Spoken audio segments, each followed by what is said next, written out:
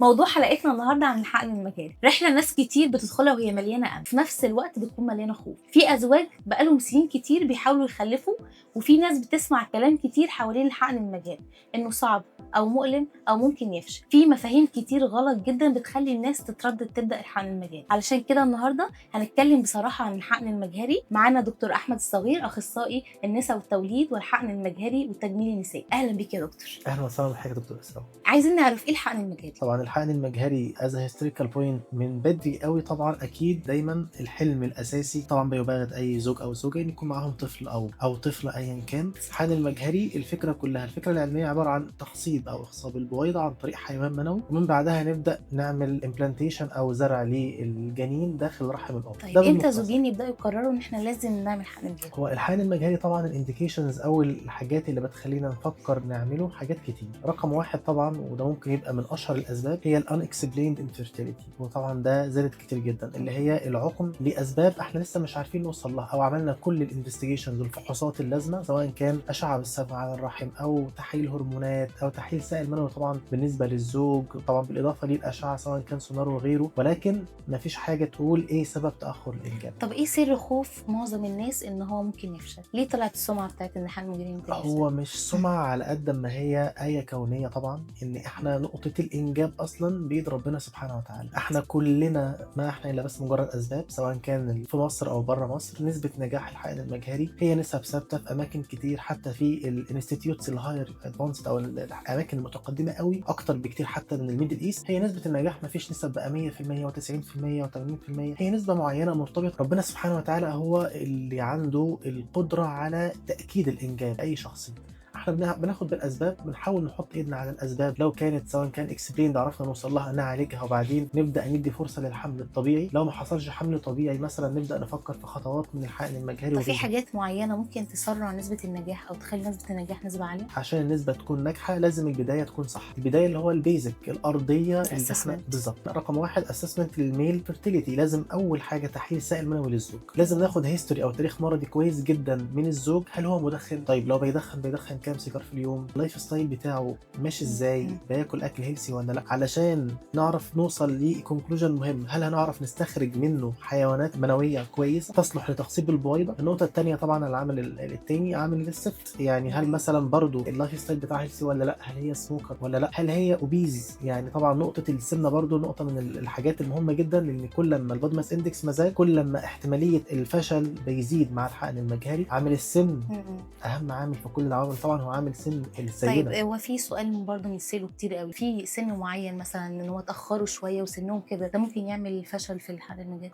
او يخلي نسبه الفشل عاليه؟ هو السن من كتر ما هي مهمه هي ليها جايد لاينز موجوده، بمعنى ايه؟ وليكن في سن 25 ل 30 سنه ليها نسبه نجاح معينه، من 30 ل 35 سنه نسبه النجاح بتقل. ده بتعتمد على ايه نسبه النجاح؟ على مخزون المبيض. اهم الحاجات اللي بنقدر نعتمد عليه هو الاي ام اتش او مخزون المبيض، لان مخزون المبيض طبعا بيبدا يقل مع مرور السنين. بالظبط. واذا لما نيجي مثلا نعمل عمليه حقن مجهري لحاله عندها 40 سنه مخزون مبيض ضعيف، او غير طبعا حاله عندها 30 سنه مخزون المبيض عندها كويس، فبالتالي الفاريشنز اللي موجود في الايج فاكتور اهم عامل موجود عندنا. عشان كده بيعملوا تجميد البويضات عشان مع الوقت. بالظبط، لان طبعا اهم حاجه اهم فاكتور لازم نشتغل عليه هي البويضات انها تكون هيلثي. زي احنا كنا بنقول لازم بنوصل لسيمن او سبير نفسه يكون هيلثي، ومن بعدها طبعا بويضه تكون هيلثي عشان نقدر نعمل نقطه الفيرتلايزيشن يكون بين الحيوان المنوي الهيلثي كويس بلس البويضه برضو الهيلثي، فبالتالي نقدر نوصل لجنين ان شاء الله يكون سليم ومعافى ويكمل الحمل على خير. طب نقول ايه اللي بيقولوا ان سبب عدم نجاح الحقن المجهري بيكون من الزوجه؟ سبب عدم نجاح الحقن المجهري رقم واحد اراده ربنا سبحانه وتعالى، طبعا كده هناخد بالاسباب. رقم اثنين نبدا نشوف بقى تعدد الاسباب، سواء كان باد اسسمنت من البدايه سواء كان للزوج او للزوجه، فبالتالي حصلنا على حيوان منوي ما كانش هيلثي كفايه، او بويضه مش هيلثي قوي، او حتى مثلا مخزون المبيض عند الست كان ضعيف، وبالتالي ما قدرناش حتى نسحب غير بويضه او اثنين، فاحتماليه تقصيرها بتكون احتماليه قليله. بلس مثلا حاجات بتعتمد بقى على الفاكتورز الثانيه، سواء كان لو عملت حقن مجهري المعمل نفسه الى حد ما بياخدش الحاجات الريسنت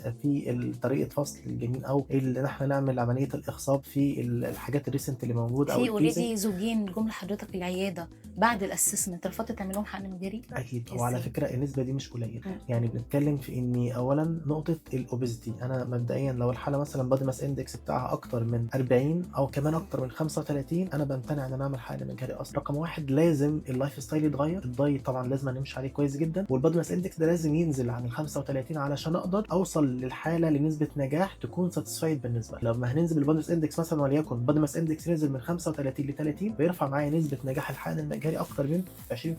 فهيبقى حرام عليا احرم الست من نسبه نجاح توصل ل 20% زياده عن النسبه العاديه علشان خاطر ان احنا هنستسهل ونعمل حقن مجهري بسرعه، يلا نعمل تنشيط نسحب البويضات نبدا نعمل حقن. طيب البادي ماس اندكس اصلا في البدايه كان ممكن يتظبط، كان ممكن نوصل لنتيجه احسن.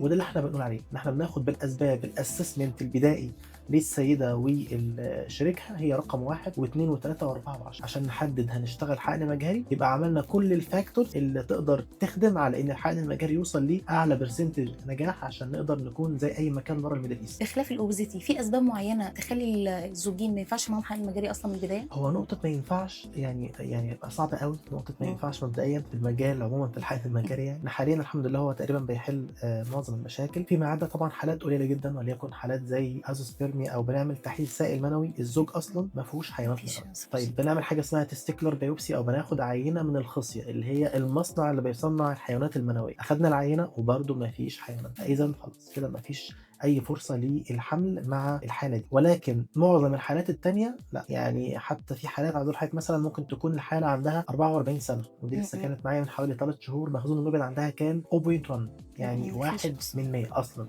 وده مرتبط مع السن، يعني ده رقم الى حد ما مش غريب بالنسبه لسن السيده. هي جايه لي طبعا مخزون المبيض ضعيف، اخرت في الزواج اصلا، كانت لسه يعني مرت حوالي اقل من حوالي سنه ونص، وبعدها طب احنا عايزين نحمل. طيب مخزون المبيض اصلا ضعيف، عملنا الاشعه بالصبغه وباقي الفحوصات بتاعتنا كلها كانت نورمال، ولكن ستيل التحدي عندنا المخزون ضعيف، ومن هنا نسبه النجاح تقريبا ما تبقى اقل من 15%. ان شاء ربنا سبحانه وتعالى يعني احنا في مرحله اصلا تنشيط المبيض وبعدها سحب البويضات، يعني سحبنا هم بويضتين بس، فعملنا الاخصاب وقتها والحمد لله الحمل حصل الحمد لله بفضل ربنا. وده مش الرول، ده مش العادي، ولكن ده بنرجع تاني يهب لمن يشاء اناثا ويهب لمن يشاء الذكور. فمهما عملنا بناخد بالاسباب، ولكن التحضير نفسه عايز اروح حكي اتحضرت 6 شهور قبلها. طبعا لايف ستايل جوزها كان مدخن شرها، طبعا وقف التدخين طول فتره التحضير طول ال6 شهور عشان نوصل لاعلى معدل خصوبه سواء عن طريق حيوان منوي يكون هيلسي وبويضه تكون هيلسي حتى لو كانت واحده او اتنين. طيب في وقت معين يا دكتور لازم نقول لازم نبدا حقن مجهري على طول بعد الزواج؟ برضو عايز اوضح للناس ان مش مثلا وليكن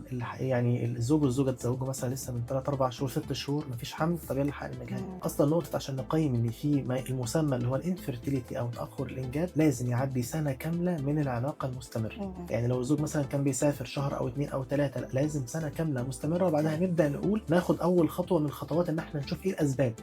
طيب يبقى اذا مش نقول بعد سنه تاخير يلا حقن مجهري، لا احنا نشوف ايه الاسباب اللي موجوده.